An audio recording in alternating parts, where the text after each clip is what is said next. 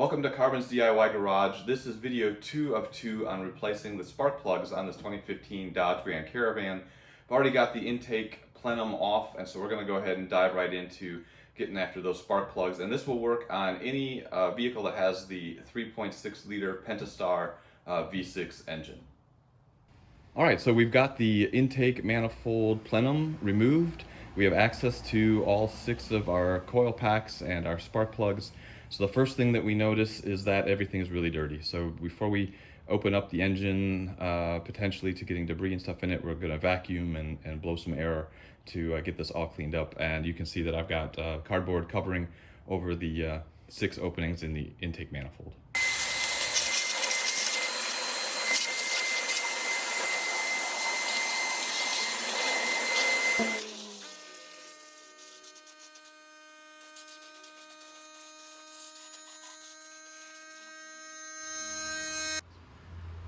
These are the Champion spark plugs that I'm going to be installing. I will leave a link in the video description. And before you ever install a spark plug, you need to check the gap and make sure that it's correct for the vehicle. So the gap for this van is 0.044 inches. And the way you do that, you've got, you can get this from O'Reilly's, that's where mine's from, but you can get this little gap tool. They're all work about the same. You see the gap in the plug, you just slide your gap checker into that gap and you spin it, in this case, to where it stops, and then you take a look and you can see that ours is about 0.037, and that's not where we want it. So I'm just going to lift up a little bit to open that gap, and now the tool moved further and it's showing right at 0.044. So it really does not take much. I mean, we're talking very small fractions of an inch, but the gap is really important. So now we've got a good gap. You do this for all 6 spark plugs, and then you're ready to install them. The other thing we should talk about is anti-seize, whether you use it or not.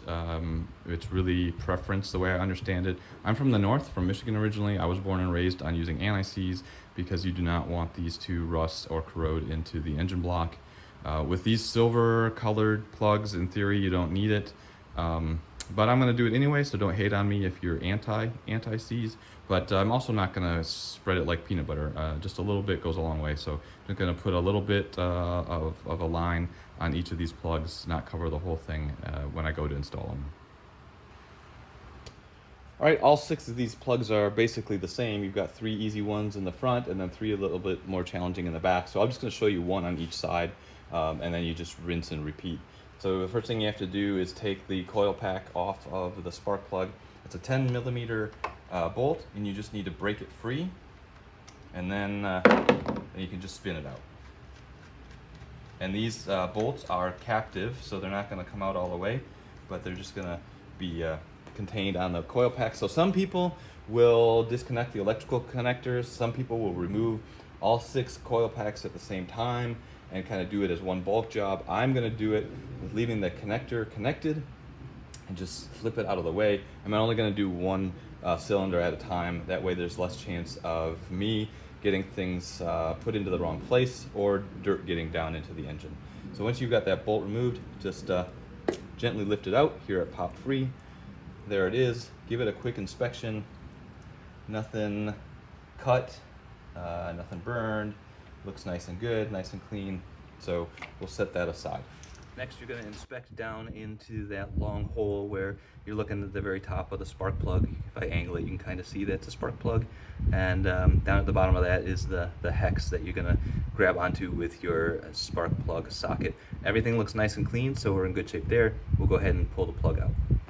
So the front bank is really nice because you have such nice access. You don't have this windshield cowl to worry about. I've got a nice super long extension on my 5/8 inch spark plug socket, and so it's a deep socket, and it's got a rubber boot inside that grabs onto the top of the plug, make it easier to pull out.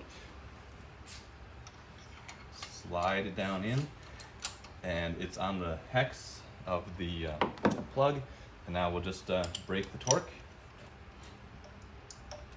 just like that, and out it comes.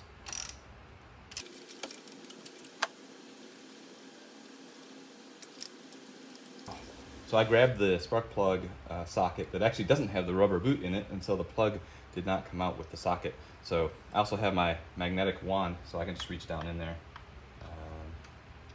that, and pull it out like that. So that works too. So just inspecting the old plug, it's corroded and nothing on the threads that looks horrible, and the tip of it does not look in really bad shape, so that's good. And then you can put side by side with the new one. Obviously the new one's bright and shiny, but they don't look all that much different, so that's a good sign.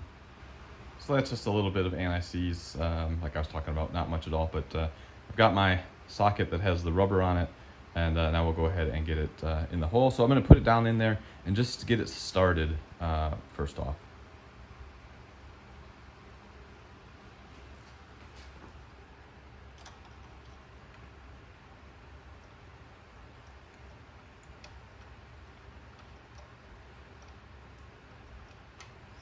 So very gentle, just to get the thread started, and then I like to pull it out and make sure that the plug stays in there, so then I know that it's actually threaded in and I'm not going to cross thread anything.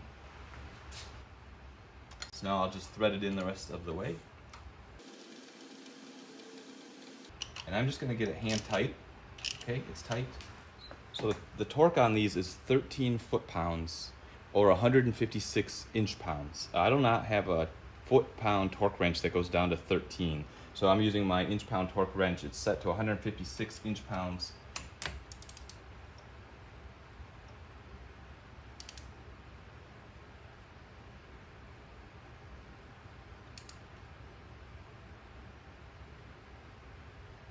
And there we go. So I'm gonna call that one tight. Pull it out. And then we're done. So then the last thing we do for the cylinder is put the ignition pack back in. Just slide it in, push it down firmly, and then get your 10 millimeter, tighten it up. There's no torque setting on this, just get it nice and tight and you're good. There we go. Cylinder 6 is done, 5 more to go.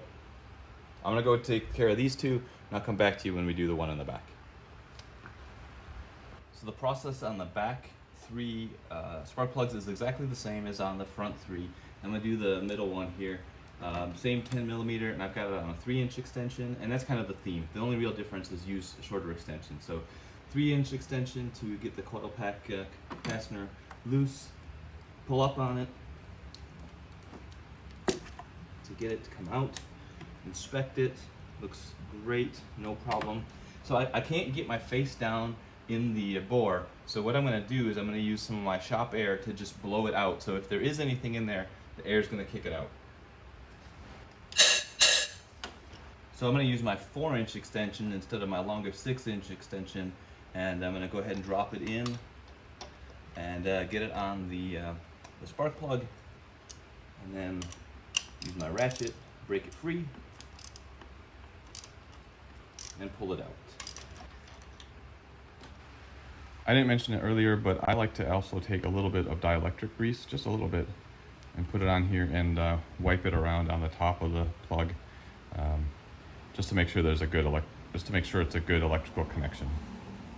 So this might frighten a few people or get some hate comments, I don't know.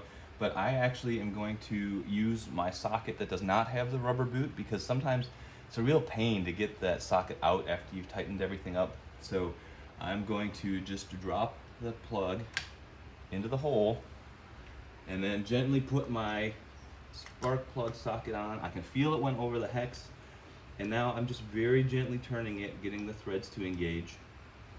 And you know, the threads are tapered at the beginning, so it really wants to engage, and it engages no problem.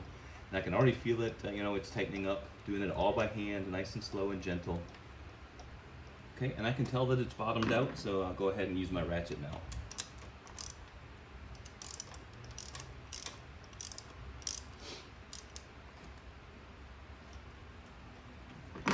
And then I'll put the torque wrench on it.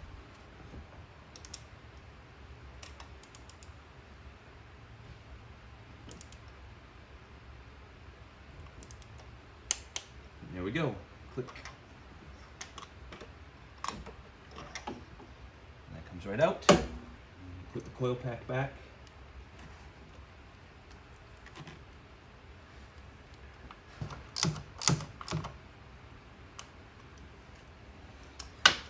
it's a back spark plug complete, and I've got one more to go, and then we'll wrap it up. And that is it, my friends. You have just replaced 6 spark plugs in your 3.6 liter Pentastar V6 on a minivan or a whole bunch of different other kinds of vehicles. Pretty straightforward process, but you do have to get the whole intake plenum off, and now I've got to go put it all back together. So if you want to see that video, it tells you how to put everything back on. I'll link up to it here in the corner of the video. It's also in the video description. But that's going to wrap up this video. I hope you found it helpful. If you did, give it a thumbs up. Subscribe to the channel to see all sorts of new content that's coming. And these vehicles seem to eat car parts like there's no tomorrow. So if you are interested in supporting the channel and the work that I'm doing, buymeacoffee.com. There's a link in the video description. I appreciate that, of course. But either way, more content to come. And I will see you in the next video. Have a good one.